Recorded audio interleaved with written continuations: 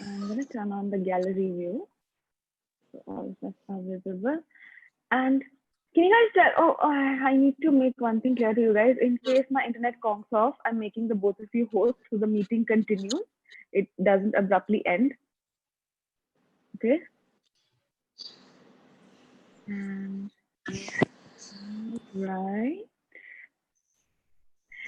we're live now. Hello, everyone. Welcome to this new series called Meet the Vegans, where we do exactly that. We meet the vegans from all over India who are doing amazing work and who are spreading the word of veganism.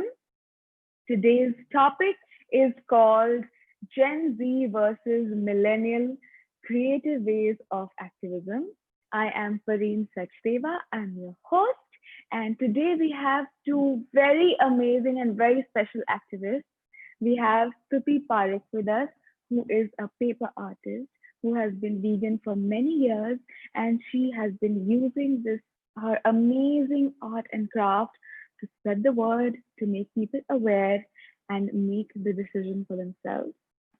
And we have Ayan Banerjee, who is a young activist who recently went vegan and he has been creating a furor all over. So, without much ado, I'm going to ask Stuti if you could tell us a little bit about yourself, how you went vegan, and how your journey has been. Stuti? Yeah, I think I couldn't listen. Can you just repeat the question? I'm so sorry. Okay, Stuti, would you tell us about yourself and share a bit about your vegan journey? Yeah, like basically, I went vegan some 2.5 years back. It was out of ethical reasons, obviously, and since then the journey was the moment I realized what actually veganism is and what the lifestyle follows and what are the advantages and how it benefits animals, human health, and environment, and so many other things. I was like, okay, I found some magic formula to solve most of the problems in the world. So I was one of the militant vegans, you can say, the kind of people who, just keep on looking for opportunities to mention it and to talk to people about it. But then slowly I realized that, okay, we need to build an environment where people feel encouraged to discuss. And at times when we try to, just share something that we have, it offends people because of the years of conditioning and everything. So slowly, I got comfortable with an approach wherein I talk to people in a way that's really positive, encouraging, and inviting. And since then, my journey has been really different because people open up. And instead of going into denial or completely saying that, okay, I don't want to talk about this, people are okay, like, okay, let's just discuss. Whether you agree or not, that's a different thing, but let's just open up the discussion. Amazing. So you have created a judgment-free environment for people to feel welcome and safe so they can speak out their views, right? Wonderful. Okay. Ayan, would you like to introduce yourself and tell us about your vegan journey?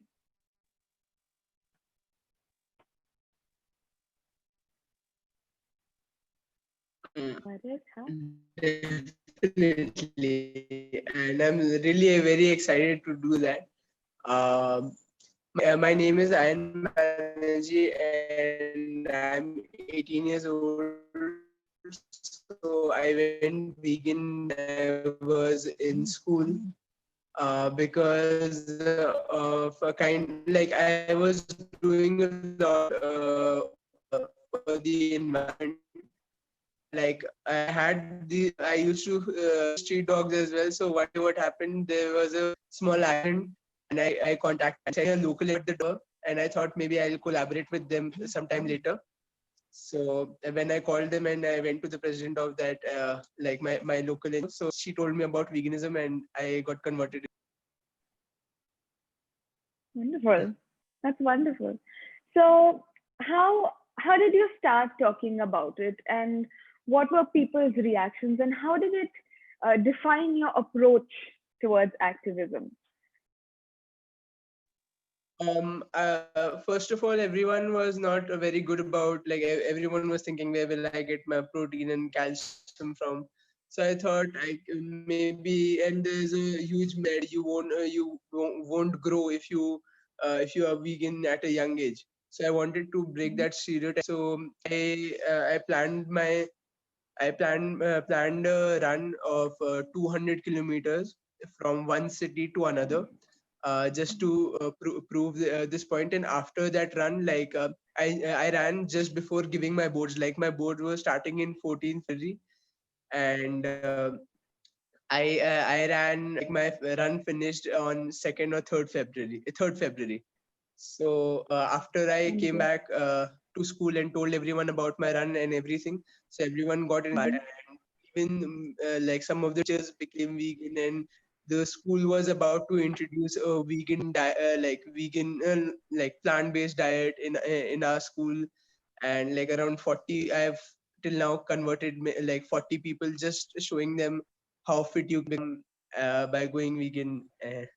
Yes, that's what I would like. That's wonderful. I hope you guys can see Ayan's news clipping. Unfortunately, it's going off the screen.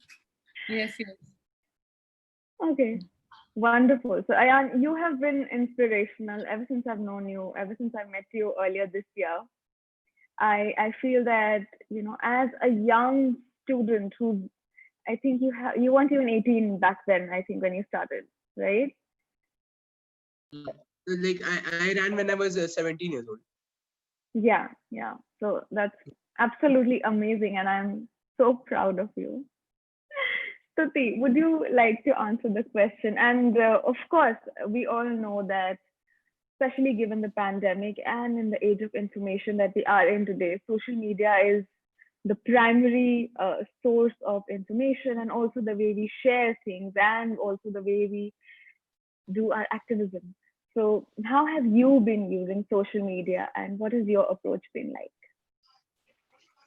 Okay, social media these days has become really powerful because nobody is going outside. So the only way in which they are accessing information or news or people around them is through, again, like I said, social media. So it becomes a really effective tool to reach people, to talk about different things with people.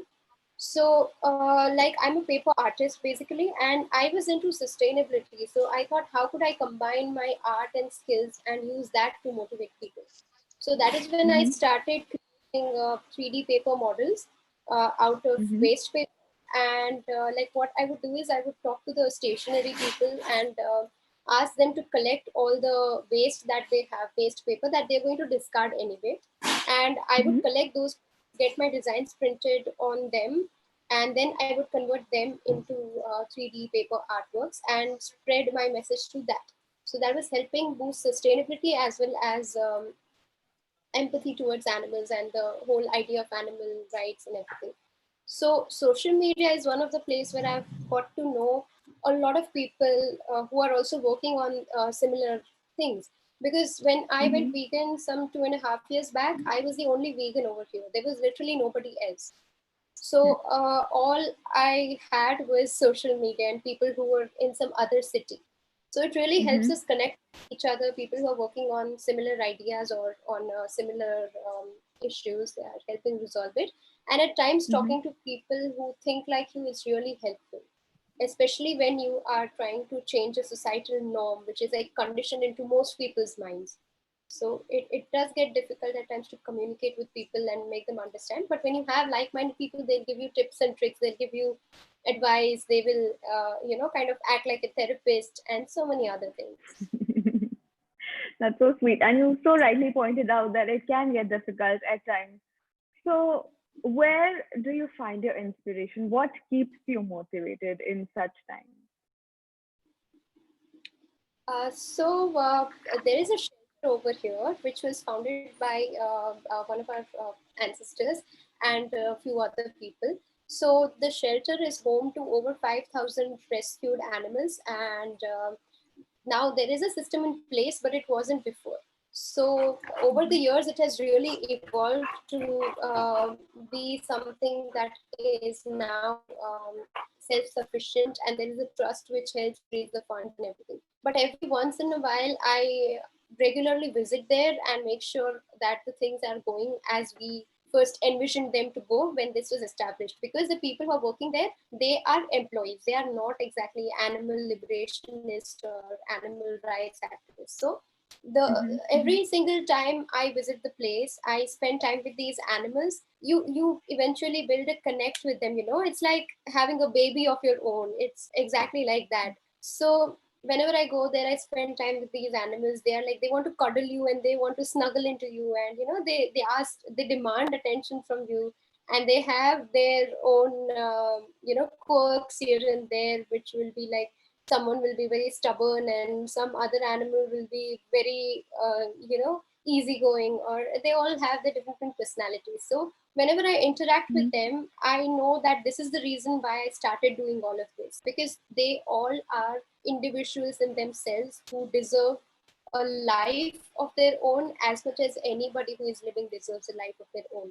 So that is the basis of animal rights, which they made me realize. Like, on text, on paper, it sounds really different if you just read it, but you have to spend time with an animal to see exactly how beautiful they all are and how they all have their own individual personalities. So they are one of the biggest motivations when I see how they were when we first rescued them, and the transformation they have afterwards. It is completely wonderful. That's so beautiful. And I remember when we were discussing, you also mentioned what kind of an impact it had on the workers at the shelter. Would you like to talk about that? Definitely. So, like I said, the people who are working over there are just employees. They are not exactly animal rights activists, so they are not even people who we can consider aware enough to, understand these things, because they have been brought up in a different way. So when they first come, the way they look at animals, it's like as if the animal is just a commodity or a raw material for them. It's almost like an object for them. But when they spend time with these animals, like, I have seen people starting to cuddle with these animals and cradle small babies and everything. So you see that connection being built between the animals and these employees, as well as and when they spend more time, because again, they have been conditioned to look at these animals as a commodity. But when they spend time with these animals and they see for themselves how beautiful they are, they are immediately able to make the connection and see that, okay, this is just like a child, this is just like a baby. And their behavior, their mindset towards them completely changes. If someone was maybe treating an animal very roughly, they will start being really caring about them and handle them very delicately, and so many other things. Right. That's beautiful. So coming to you, Ayan, being a young activist, what do you see? What keeps you going? Because I'm sure kids your age, they're not remotely thinking about any of these things, about building a future or conserving the planet or anything of that sort. You guys, do you just want to let loose sometimes? What keeps you motivated? Actually, from my childhood, I have always been I have spent a lot of time with myself and with a lot of friends and all of that. I love taking walk alones, and I can just go walking around 2-3 hours all by myself and think about some things. So I found a great value in doing all of these things, and I'm pretty much self motivated. But I would say my parents and my family has supported me a lot, especially my elder brother. But I'm mostly self motivated, and I want to lead a life to inspire others. Like, just like I want my life to be an example for others to how can be how to live like a good life, like a peaceful life, for like a good life for the society, in the sense of society. So in my school also, I used to if I want people to not waste electricity, I used to around switch off all the lights And after a week or after 2 weeks, I would see a behavioral change that, why are you doing this alone? And, I'll make monitors and you don't worry, I'll do it for you. So there used to be some people coming up that, you do it alone, I'm there for you. And they used to just follow the behavior I was doing. If I've been starting to save water, so everyone, like after 2 or 3 weeks, people will say that, why are you doing it alone? I'll come and help you out. So then they start that initiative. So someone keeps on taking on initiatives. Yes, that's what keeps me going. That like just do something and people will follow. Then do something, then they will keep on doing that, and then do the other thing. They'll follow. Just take initiatives. That's such a noble pursuit, leading by example, right? So amazing. So, I really appreciate that you're encouraging people just by showing them, and people are following you. So, what kind of a future do you want to lead us into, Ayan? I really want to talk about the lost connection of human beings with the nature and the other side of the world. Like we are just living in the concrete area, and where we don't actually, like, naturally we don't belong here actually. Like we've lost a lot of connect from the jungles and the environment. That's why we have stopped respecting it. But if we come to the reality, it's all about the balance and ecological balance, which won't come if we don't recognize animals and plants and all, like, which are really crucial. We have that, we are the supreme, and we are not really connecting with them. So I want that lost connect to come back to people, that not scrolling, like not going to the beach to click pictures, but going to the beach just to feel some sand underneath their barefoot. So that's the connect I want to people to, like, in future. If they connect with this, the future will be good for everyone. Peaceful So, future. coming back home to our true selves, huh? What do you think about that, Stuti? So yeah, I really agree with what he said, and in connection to the same, I would just like to add that the thing is about connect. So human beings, they are compassionate beings. Like compassion is ingrained into them, but somehow they've been disconnected due to the conditioning or whatever reason it may be. So if human beings just put aside whatever their beliefs are and whatever they assume and whatever they believe and think and do, and just think about that connection, they just put aside their biases for one moment and open up to possibilities. They think about what exactly the cause is, what exactly animal rights is, what exactly are we all trying to say over here. Like, I've seen a lot of people who will just argue against veganism without even knowing what it actually is. So if people just leave that aside and start thinking a little bit from a compassionate point of view, I'm very sure that everybody has something or the other within them. So I'm very sure they all will be able to see, and the moment they start being conscious, I think everything is going to start getting a solution, something or the other, because that is exactly what we need. We need conscious beings who are aware about how their actions impact other people. And that is the kind of world I expect to see, that with time, people start becoming conscious about their actions, about their words, about themselves. And automatically things will start falling into place if only we are careful about our own self. Wonderful. So, being open to understanding, right? Letting go of the preconceived notions or the stigmas that are attached to all of this. I would like to share something about this too. I had this. So when I became vegan, I wasn't living at home. I was living in Mumbai, and it was very easy for me to do it because my parents thought, all right, this is something new that she's trying. Let her. She's gonna come back to her senses. Let's just let her be, without knowing what I was doing, without even trying to understand what I was doing. But it was only after, you know, a couple years down the line when they understood, okay, she's really serious about this. So we need to get to know about this now. What is our daughter up to? And it came to a point where my father ended up telling me that, Pareen, even though your father is not vegan right now, one day you'll be able to say that your father is vegan. And I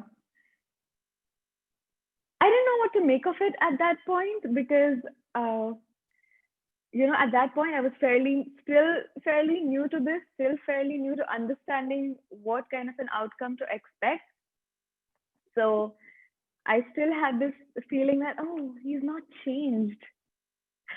But now I really understand that it was such a huge moment for him to even make a commitment and try to understand what this was. So that's really amazing. And I want to thank the both of you for coming on with us today and sharing your experiences with us. Is there anything you guys would like to add on? Are there any questions that our viewers have? If you guys do, please, you can unmute yourself and ask, or you can put them in the chat box and we'll share them with our guests today.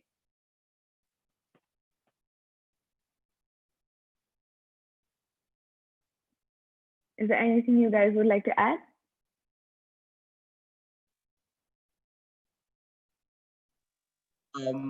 I actually wanted to thank you a lot for putting this up, and you have conducted it so very well, and it went so smoothly.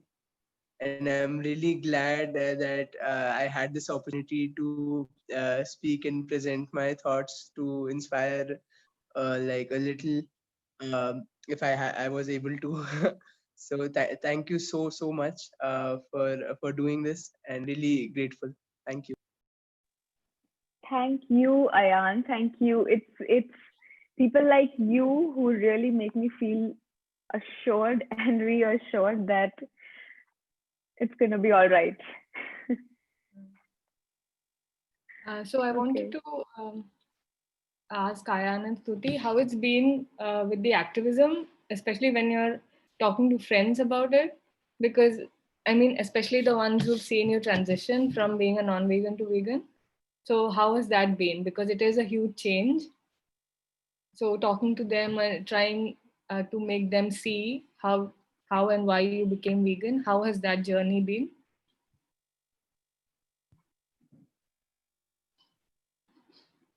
Shall I go first, Ayan, if that's fine? Yes. So when I went vegan, like I said, there was nobody in my city who even knew what veganism was. So the first reaction that people have is, okay, she's trying something new, like Pareen said, that, okay, she's just trying something and maybe after a while she's going to get off of it and whatever. But when they realized that how serious I was about this and how I was being mindful in each one of my actions, at first their reaction was, of course, to mock me or say that, okay, do you even realize what you're doing, or you have lost it or something like that. But again, because I was consistent and they saw that I was not only speaking about it, but I was also working along something like for animal rights and trying to help animals. It wasn't me just being another social media influencer or something, just talk about it.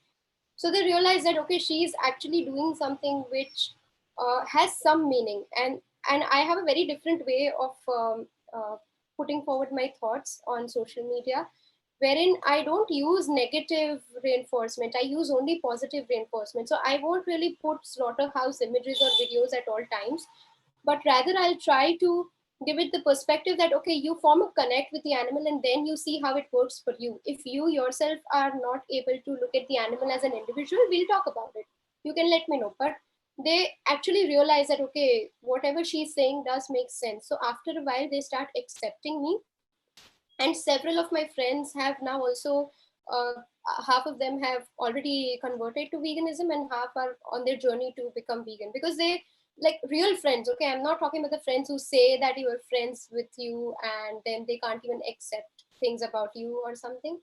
So the people who really understand you, who are really your friends, after a while they'll get it that, okay, what she's doing is not just some nonsense or not just a kid's play. It is really something that is needed. It is really something serious. And so slowly they accept, and then they start adapting it as well. And several of them have even become activists themselves, including my younger sister. So she was the kind of person who was a cheese lover and dairy lover and milkshake lover and paneer lover and everything. But right now she's the one who stops people, especially my family, to consume these things, and she is learning to cook as well. So she's like, I'll make things for you, but you don't eat this, you leave this. So she's also started doing activism. So the people who really understand, they will eventually realize, if you're consistent, that this is not just a joke. It is much beyond just one fad or trend or whatever. That's absolutely wonderful. Thank you guys so much for sharing. We are running out of time now, so I'm gonna have to wind up. And I want to thank the both of you, not just for coming here and sharing your experiences today, but also for the absolutely stunning work that the both of you are doing. And I want to wish you all the best. And I want you guys to know that I am with you on this. We're in this together. And for all of our viewers, I hope you enjoyed it. I hope you guys saw how experiences have been very different for our different generations. How for millennials, we have learned through hit and trial how it has been full of judgment initially, but now we have changed, our approach keeps evolving. While for our Gen Z, our young folk, they're so open. They're so open about this and they're willing to change, which makes us so positive about an amazing future that lies ahead of us. So thank you all so much for coming, and cheers to the both of you. Thank you. Same to you. Same to you. Thank you so much. Same to you, and Pareen and Stuti. Thank you so much for joining today. I really enjoyed it. Thank you. Wonderful. Same here. Thanks to both of you for joining. Thank you guys. So I'm going to say goodbye to everyone. Thank you all so much for joining us. Let's keep doing the amazing work.